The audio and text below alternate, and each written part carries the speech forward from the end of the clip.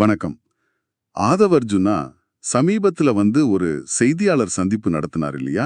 அது நிறைய கேள்விகளை எழுப்பியிருக்கு. ஆமா.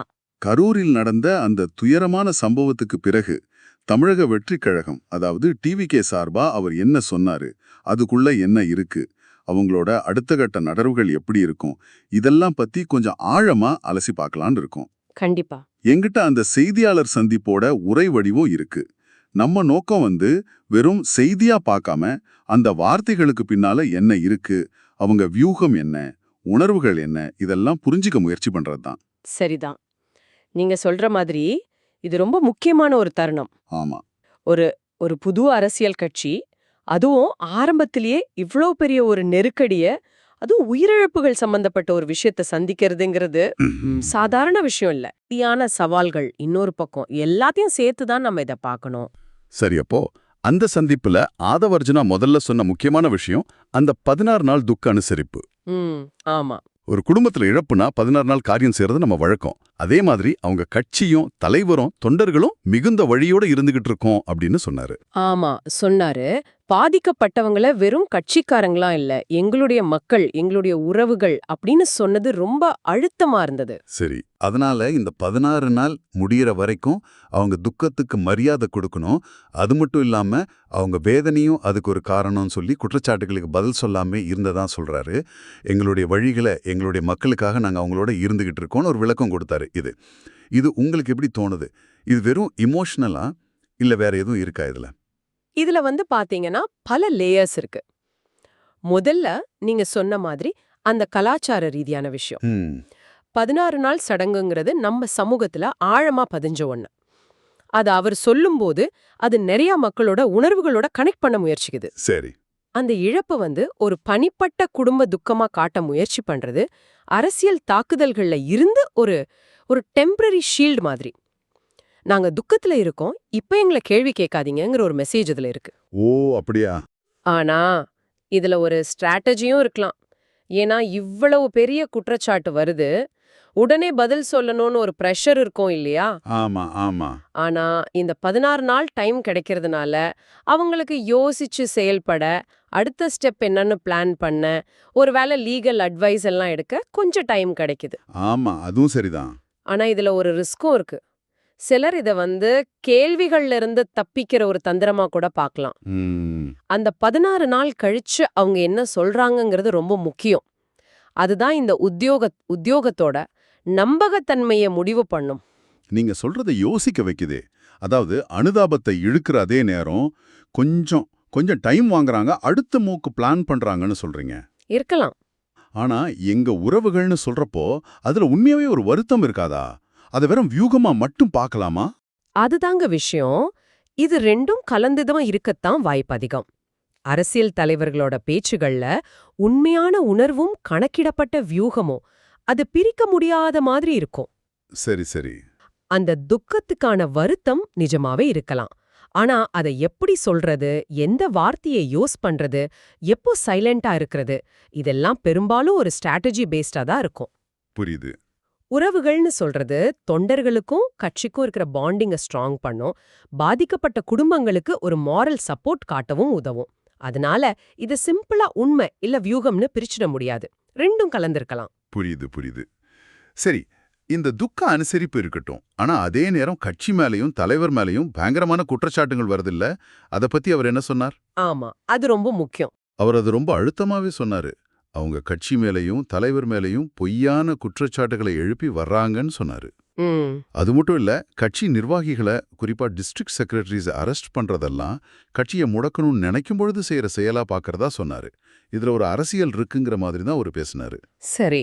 அப்போ இந்த நிலைமையில என்ன செய்ய போறாங்கன்னு கேட்டதுக்கு தலைவர் சாமானிய மனிதனுடைய நம்பிக்கையாக இருக்கிற ஜுடிஷியரிய நாடி உண்மையை கண்டிப்பா வெளிக்கொண்டு வருவோன்னு முடிவு செஞ்சிருக்கிறதா சொன்னாரு. ஓ, நீதித்துறைக்கு போறாங்களா? ஆமா, குறிப்பா சுப்ரீம் கோர்ட்டோட தீர்ப்புக்காக வெயிட் பண்றதாகவும், உச்சநீதிமன்றத்துடைய தீர்ப்புகள் வரும், அப்போ உண்மை ஜெயிக்கும்னு சொன்னாரு. இங்க இன்ட்ரெஸ்டிங்கா ஜஸ்டிஸ் ப்ரிவேல் அப்படிங்கிற இங்கிலீஷ் வார்த்தையும் யூஸ் பண்ணாரு. இது ரொம்ப ரொம்ப முக்கியமான ஒரு கட்டம்ங்க. ஒரு கட்சி, அதுவும் ஒரு புது கட்சி, இந்த மாதிரி ஒரு கிரைசிஸை ஃபேஸ் பண்ணும்போது நிர்வாகிகளை அரெஸ்ட் பண்றதுங்கிறது பெரிய இம்பாக்ட் கொடுக்கும். ஆமா. கட்சியின் டெய்லி ஃபங்க்ஷனிங் பாதிக்கப்படும். அது ஒரு பக்கம். இன்னொரு பக்கம் தொண்டர்களோட மாரல் அது குறைய வாய்ப்பு இருக்கு. சரி. இந்த நிலைமையில சட்ட போராட்டத்துக்கு போறதுங்கிறது அது தவிர்க்க முடியாத ஒரு ஸ்டெப்பா மாறுது. இதுல 2 விஷயம் கவனிக்கணும். ஒன்னு ஜுடிஷியரிய சாமானிய மனிதனுடைய நம்பிக்கைன்னு சொல்றது. ஆமா. இது நாங்க அரசியல் சதிக்கு ஆளாயிருக்கோம், எங்களுக்கு நியாயம் கோர்ட்ல தான் கிடைக்கும்னு ஒரு இமேஜை உருவாக்க ட்ரை பண்றாங்க. சரி. 2வது அந்த ஜஸ்டிஸ் ப்ரிவேல்னு இங்கிலீஷ்ல சொன்னது. தமிழ்நாட்டு அரசியல் சூழல்ல இந்த மாதிரி ஒரு முக்கியமான நேரத்துல ஒரு இங்கிலீஷ் ஃப்ரேஸ் யூஸ் பண்றது ஒருவேளை அந்த மெசேஜோட தீவிரத்தை கூட்டவோ இல்ல ஒரு பரந்த ஆடியன்ஸை ரீச் பண்ணவோ இல்ல அந்த லீகல் விஷயத்தை இன்னும் அழுத்தமா சொல்லவோ யூஸ் பண்ணிருக்கலாம். இதுவும் ஒரு கம்யூனிகேஷன் டாக்டிக் தான். அப்போ இந்த சட்ட போராட்டத்துல அவங்களுக்கு முன்னாடி என்னென்ன சவால்கள் இருக்கும்னு நினைக்கிறீங்க? சவால்கள் நிறைய இருக்கு. முதல்ல இந்த லீகல் ப்ரொசீடிங்ஸ் எல்லாம் காம்ப்ளிகேட்டட், ரொம்ப நாள் எடுக்கும். ஆமா, அது உண்மைதான். அது வரைக்கும் கட்சியின் இமேஜையும் தொண்டர்களோட அந்த அந்த உற்சாகத்தையும் மெயின்டைன் பண்றது பெரிய சேலஞ்ச். சரி. 2வதா பப்ளிக் பெர்செப்ஷன். கோர்ட்ல கேஸ் நடக்கும்போதே மீடியாலையும் பொதுவெளிலையும் டிபேட்ஸ் போயிட்டே இருக்கும். அதை எப்படி ஹேண்டில் பண்ண போறாங்க? 3வதா நீங்க முன்னாடி கேட்ட மாதிரி ஒரு பக்கம் லீகல் ஃபைட்னு சொல்றாங்க, இன்னொரு பக்கம் 16 நாள் கழிச்சு நாங்களே உண்மையை சொல்றோம்னு சொல்றாங்க. ஆமா, அதுதான் கொஞ்சம் குழப்பமா இருக்கு. இந்த 2 பாதையும் எப்படி சிங்க் ஆக போகுது? கோர்ட் விசாரணை ஒரு பக்கம் நடக்கும்போது கட்சி தனியா உண்மைன்னு எதை சொல்ல போகுது? இதுல கான்ட்ரடிக்ஷன்ஸ் வராதா? இது எல்லாம் அவங்க ரொம்ப கேர்ஃபுல்லா ஹேண்டில் பண்ணணும். ஆமா, இது ஒரு சிக்கலான புள்ளிதான். கோர்ட்டை நம்புறோம்னு சொல்றாங்க, அதே சமயம் நாங்களும் சொல்றோம்னு சொல்றாங்க. சரி, அந்த உண்மையை வெளியிடுறத பத்தி அவர் வேற என்ன சொன்னாரு? அந்த 16 நாள் காரியம் முடிஞ்சதும் ஃபுல் டீடைல்ஸ் எல்லா உண்மைகளையும் வெளியிடுவோம் திரும்ப திரும்ப சொன்னாரு. 16 நாள் காரியம் முடிஞ்ச உடனே நாங்க உட்கார்ந்து உங்ககிட்ட எல்லா உண்மைகளும் நாங்க சொல்லுவோம் அப்படின்னு ரொம்ப உறுதியா சொன்னாரு. ஆஹா. அது போக பாதிக்கப்பட்ட குடும்பங்களை நேர்ல சந்திக்கிறதுக்கு ஒரு டிராவல் பிளான் ரெடி பண்ணிட்டு இருக்கிறதாவும் சொன்னாரு. அவங்கள சந்திக்கிறதுக்கான பயணத்திட்டத்தை உருவாக்கிட்டு இருக்கோம்னு சொன்னாரு. சரி. இதுக்கு நடுவுல டெல்லியில அவர் வீட்டு வாசல்ல 3 நாளா வெயிட் பண்ண மீடியா ஆட்கள் கிட்ட பேச முடியலன்னு மன்னிப்பும் பேட்டாரு. அதுவும் அந்த பேச்சுல இருந்தது. இந்த எல்லா உண்மைகளும் நாங்க சொல்வோங்கிற ப்ராமிஸ்க்கு பெரிய வெயிட் இருக்கு. ஏன்னா இது பப்ளிக்ல ஒரு பெரிய எக்ஸ்பெக்டேஷனை கிரியேட் பண்ணுது. ஆமா. கட்சி தரப்பு உண்மைன்னு எதை சொல்ல போகுது? அது ஏற்கனவே வந்த தகவல்களோட ஒத்து போகுமா இல்ல வேற ஒரு சித்திரத்தை கொடுக்குமா? ஒருவேளை அவங்க சொல்ற உண்மை கோர்ட் விசாரணையில வர்ற தகவல்களோட முரண்பட்டா என்ன ஆகும்? இதெல்லாம் ரொம்ப முக்கியமான கேள்விகள். இந்த வாக்குறுதி அவங்க மேல இருக்கிற பிரஷரை இன்னும் அதிகமாக்குது. கரெக்ட். சொன்ன மாதிரி ஒரு திருப்தியான விளக்கத்தை அவங்க கொடுக்கலன்னா அது கட்சிக்கு பெரிய மைனஸ் ஆயிடும். நிச்சயமா. அதே மாதிரி பாதிக்கப்பட்ட குடும்பங்களை சந்திக்கிறதுங்கிறது அது வெறும் ஆறுதல் சொல்றதோட நிக்காது. அது ரொம்ப முக்கியமான ஒரு பொலிட்டிக்கல் மூவ். ஆமா. அந்த மீட்டிங்ஸ் எப்படி நடக்குது, அங்க என்ன பேசுறாங்க, அந்த குடும்பங்களோட ரியாக்ஷன் என்னவா இருக்கு, இதெல்லாம் பப்ளிக் ரொம்ப க்ளோஸா வாட்ச் பண்ணுவாங்க. அது கட்சி மேல அனுதாபத்தை கூட்டலாம் இல்ல நெகட்டிவாவும் போலாம். ரொம்ப சென்சிட்டிவான விஷயம் அது. உண்மைதான். அவங்களே அவங்களுக்கு ஒரு டெட்லைன் செட் பண்ணிக்கிட்ட மாதிரி தெரியுது. அந்த 16 நாளுக்கு அப்புறம் அவங்க என்ன சொல்றாங்க, எப்படி நடந்துக்கிறாங்கங்கிறது ரொம்ப ரொம்ப முக்கியமா இருக்கும். ஆமாம். ஆக இந்த பிரஸ் மீட்டை ஒட்டுமொத்தமா பார்த்தா சில முக்கியமான இழைகள் ஓடுற மாதிரி தெரியுது. 1, துக்கத்தை முன்னிறுத்தி ஒரு எமோஷனல் அப்ரோச். சரி. 2, குற்றச்சாட்டுகளை மறுத்து ஒரு லீகல் டிஃபென்ஸ். 3, ஃபியூச்சர்ல உண்மையை சொல்லுவோங்கிற ஒரு ப்ராமிஸ். அவர் கடைசியா இதை நீங்க எங்களோட உணர்வை புரிஞ்சுவீங்கன்னு நினைக்கிறேன்னு சொன்னது. அது இந்த மொத்த அப்ரோச்சோட ஒரு சாராம்சம் மாதிரி இருக்கு. நீங்க இந்த சூழலை எப்படி பாக்குறீங்க? இந்த விளக்கங்களை உங்களுக்கு என்ன தோண வைக்குது? நிச்சயமா இந்த பிரஸ் மீட் தமிழக வெற்றிக் கழகம் இந்த கிரைசிஸை எப்படி ஹேண்டில் பண்ணுதுங்கிறத பத்தி சில கிளியர் சிக்னல்ஸ் கொடுக்குது. அவங்க ஒரே நேரத்துல 2 குதிரையில சவாரி செய்ய ட்ரை பண்ற மாதிரி தெரியுது. ஓ, அப்படியா? எப்படி? ஒரு பக்கம் இந்த 16 நாள் துக்கம், குடும்ப உறவுகள்னு எமோஷன்ஸை வச்சு சிம்பத்தி வாங்கவும் உடனடி விமர்சனங்களை தவிர்க்கவும் பாக்குறாங்க. இது அவங்களுக்கு கொஞ்சம் டைமும் கொடுக்குது. சரி. மறுபக்கம் லீகல் ரூட்டையும் ரொம்ப சீரியஸா எடுத்திருக்காங்க.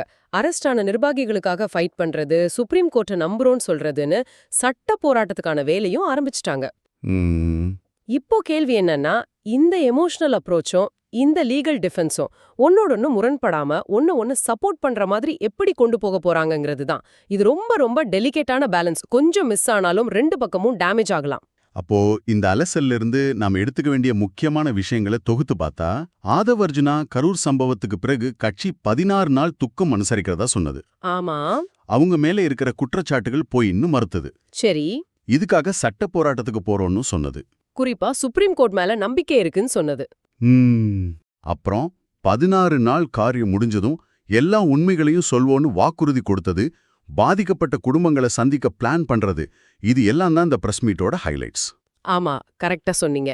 நேரடியா உங்ககிட்ட ஒரு கேள்வி. இந்த சூழ்நிலையை நீங்கள் எப்படி பார்க்கிறீங்கள்?